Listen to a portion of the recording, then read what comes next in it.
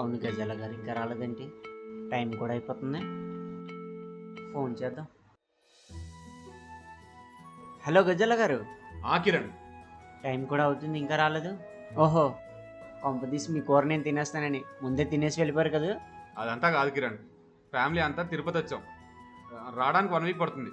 ఓ, ఆ వెంకన్న బాబుకి నా జాబ్ కోసం కూడా కొంచెం అడగండి. ఓకే.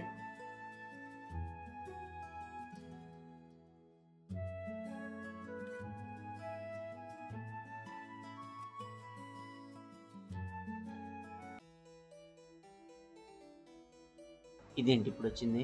ఆ ఫోన్లే